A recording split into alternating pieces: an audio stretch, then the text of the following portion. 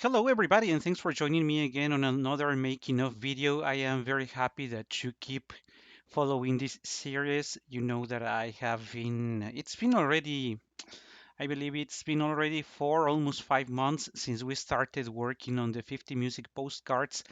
At the time that you are listening to it, I have already prepared postcard 23rd, which is this one, postcard 23 is Que te importa que no venga, a romanza from a zarzuela called Los Claveles. Los Claveles is a flower. I'm not going to spend time on explaining the translation of that because what it's important it's the name of the song of the romanza to be more proper in using the terms.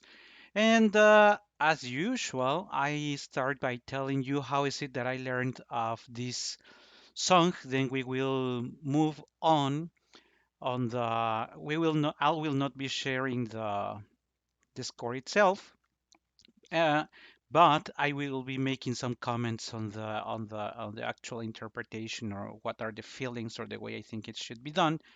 And to start with, well, first note, this is a romanza for a mezzo.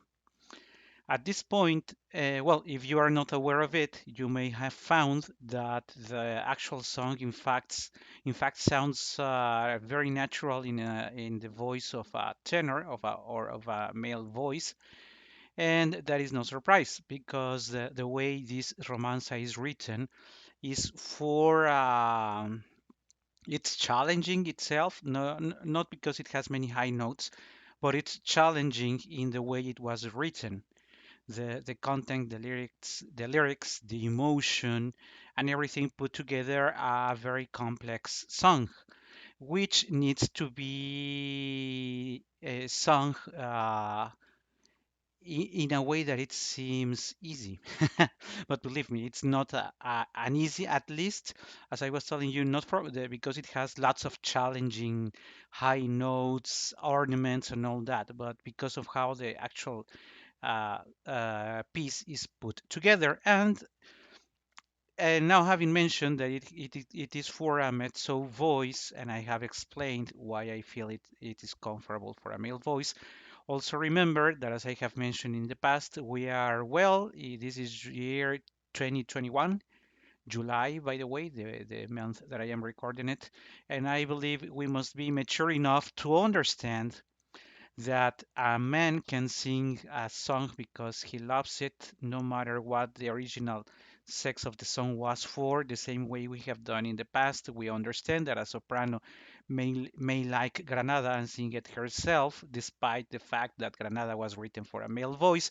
So I believe I know that it arises lots of discussions on how can a singer from a different sex and tessitura dare sing something because of this, of this, of this, of this. And I know there are many established beliefs, but what we are here for is music itself and the sensations, emotions, and feelings that it arises. And this is what we talk about, not about what the canon says it's right. So let's putting that apart. I recall this song and I would like to make reference. Remember that this is a cycle that refers to not only Mexican composers but also of genders that are our fellow or brother countries in Latin America. And when we talk about zarzuela, I would like to recall once again that there is a tradition of zarzuela in Mexico, not only because of the companies that had activity in Mexico in around the 60s until the mid 90s, but also because there were promoters, there were people who were actively motivating and getting resources, singers, orchestra, pianos, theaters, places where to be putting these efforts together. So it was a very positive time in in the recent history of Mexico when we had access to the zarzuela. Of course, as you may already know, the culture in Mexico has been dying slowly since the mid 90s till now. And that is the reason why we don't have more zarzuela here any longer. And in this particular case, I would like to refer to the effort of Maestro Claudio Lenk. Claudio Lenk, who was an institution and who supported many singers with the resources he had at the radio and influence on the television at some point in his career. And I recall him in the late 90s putting together a short series of presentations of zarzuela in central Mexico City. And I recall having heard of it in the radio and getting ready to get there. I was already very young, more than 20 years by then, or maybe not that young, but at least not as grown up or old as I am now. And I recall that I was so happy, so enthusiastic, having for the very first time in my life attending a full presentation, a full concert with only zarzuela pieces, zarzuela songs, these romanzas. And I recall having arrived there and having found, whoa, couple of hundred people already making standing in line to be able to access the theater. I remember that it really triggered the adrenaline to see so many people enter interested, because also there were in the cast there were some singers that were very much loved by the Mexican public and who kept very close in their hearts the emotions they had aroused some years ago. So I put my things together. I arrived there, hundreds of people standing in line. It took a while to be able to enter the theater and finding a place to sit. And I remember that there was a number of singers, but the one who really impressed me with this romanza was Eva Maria Santana.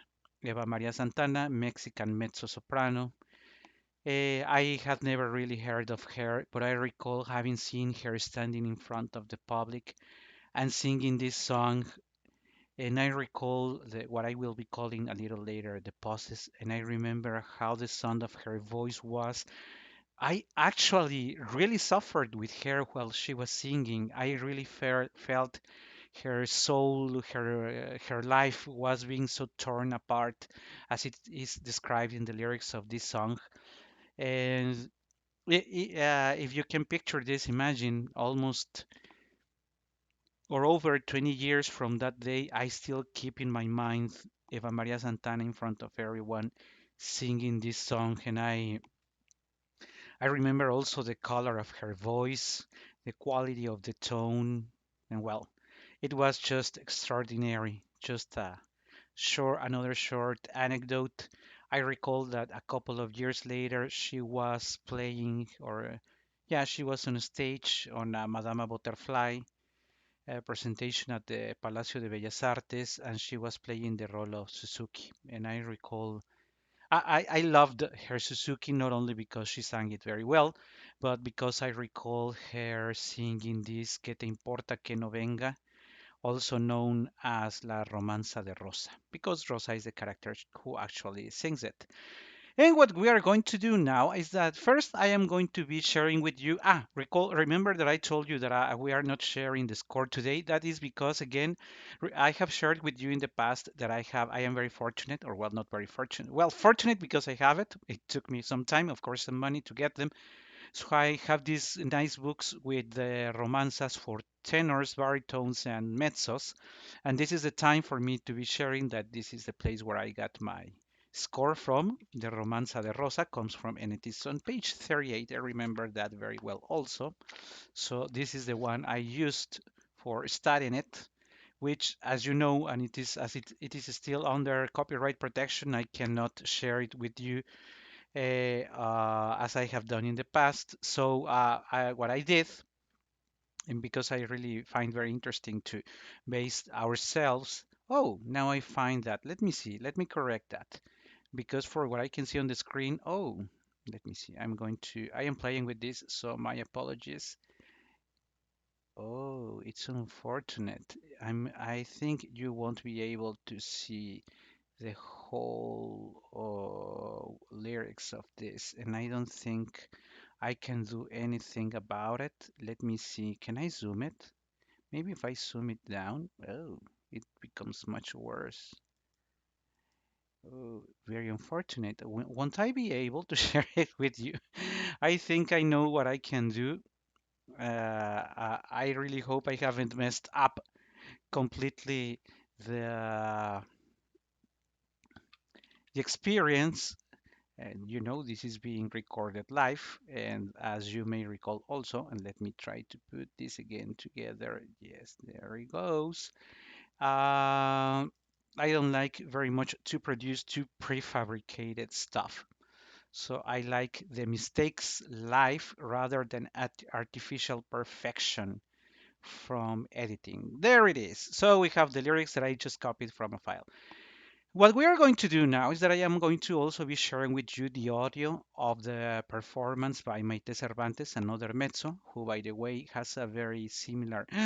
If Maite or Eva Maria are listening to this, they won't like it, but I would say that the color of her voices are similar, and Maite Cervantes is also an extraordinary mezzo. So I will be playing with it. I will be playing it, and I will start pointing out on the screen what she's singing, and I will be pausing to make some notes, and I hope that you enjoy it that way. So let's go ahead, let's go for that, and remember that this is a live presentation, so the volume is a really.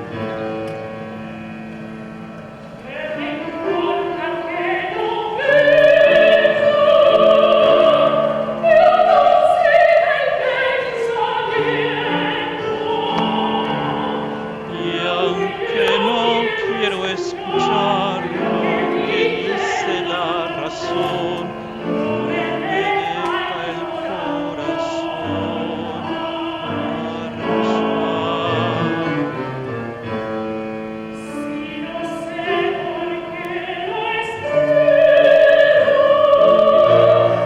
Si es tan solo por reírme, como no me puedo ir.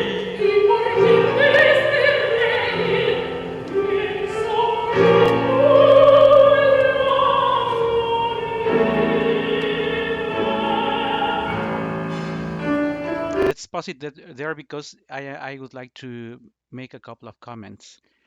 It starts by saying, and it is a monologue, in fact, because it is telling herself, why should you care that he's not coming? My thoughts, my mind is giving me that advice. Why should I even care that he's not coming? And I would like to pay attention to what the reason, what the mind is telling me, but the truth is that the heart does not let me do so. You know, you have heard in the past of this contradiction or opposition between what one feels and what the mind says, and this is the actual dilemma. I would like to leave, but why am I waiting here? There are no objective rational reasons for me to stay here, but my heart does not let me go. I need to stay here because my heart is ordering to do so. But I really don't know why I'm waiting for him. Is it only because I want to laugh at it? But as I really cannot live, and why instead of laughing, I feel like I'm about to die. And the emotion here has to be mm, very intense, but not exaggerated. In fact, and also since this is a monologue and it is intimate, these are words for herself. And you say, si es tan solo por reírme, como no me puedo ir y porque en vez de reír pienso que voy a morirme. Not only the word is saying that I feel like I'm about to die. I mean, it is not about saying that you feel like dying, but singing like you are like feeling that you're going to die. And if you're feeling that you are going to that you are about to die, you don't say pienso que voy a morirme. Instead, pienso que voy a morirme. ¿Quién me había de decir que en el fuego de un querer mi ventura había de morir? again the word die, because who could have told me that in this fire of love my luck would perish? Again the word die. But you're suffering, so you cannot say, ¿Quién me había de decir que en el fuego de un querer mi ventura había? You say, mi ventura había de morir. Then you ask the Virgin. Remember that we are in Mexico. There is a vast majority of Catholics in Mexico, also inherited by the influence of the conquest by the Spanish. Zarzuela is from Spain. Most of them are Catholic. Mexico, we are Catholic. So we understand why this why are pleading the Virgin. Pleading the Virgin is very common. So I know it's from Spain, but in Mexico it makes so much sense to address your prayers to the Virgin. So you, Saint Virgin, beloved Virgin, please bring peace to all my pain, because else this love that hurts me so much will end my life. Because this love that was between some bullying, I would use the word bullying to be more, fashionable with the use of words. Because this love that was born between people laughing at us will take soon its revenge. Because all that laughter really made me cry. Then you go ahead and you say, maldito sea mi signo, maldita sea mi suerte. Why? Maledetto, if you understand the word in Italian also, maledetto, you are cursing your faith, you are cursing your luck. And while you're doing it, and before I advance, let me play a little more of it, because we are well ahead and we haven't heard the complete song.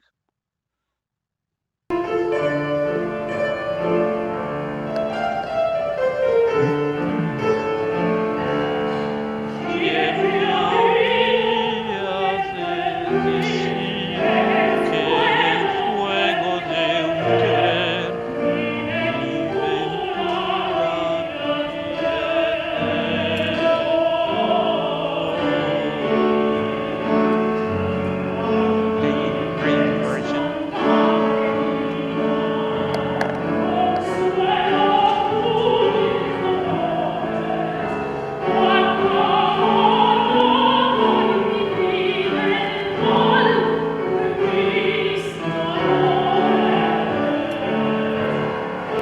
Here in the part that she just sang, remember that I was telling with you there are some pauses in the music and in the voice. It has to do with emotion. O acabará con mi vida el mal de mis amores. Personally, if you allow me a small criticism on the interpretation of my text, she really doesn't give enough time for the actual pauses to take their meaning in here, because the meaning in here is that your voice cannot even flow.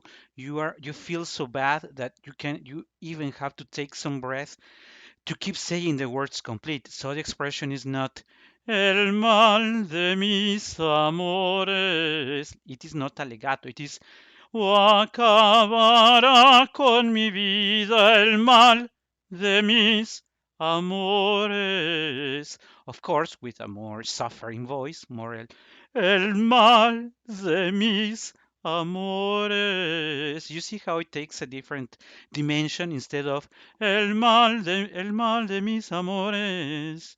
I will keep playing it because we are.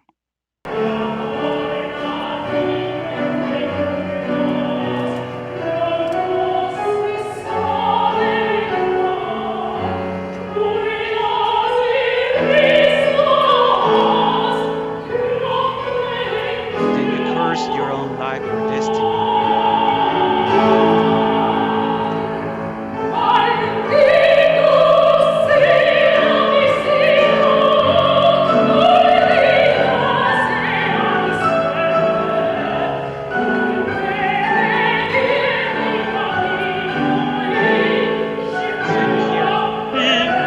llegué a quererte. As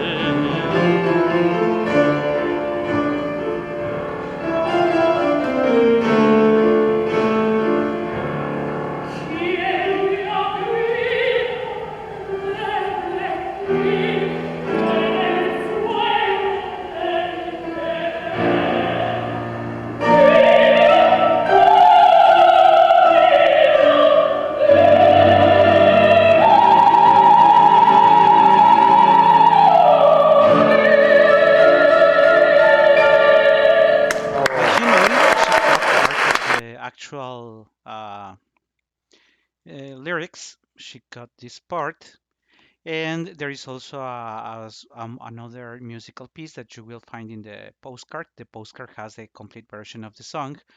What I wanted to say, additional to the last note, it is, of course, the mezzo has to take advantage of it. And at the end, you say, Mi ventona via de morir. You usually go for a la, or I mean an A, or any high note that the singer can hold.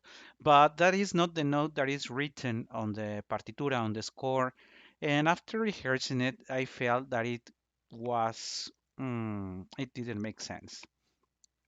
I know that we can, or many times we want to show off our voice, but why putting a note on a monologue song, a song that talks about feeling about to die, a song that tells, even if I wanted to leave this play, I still have to remain here because I no longer give orders or I am not longer the owner of my own life.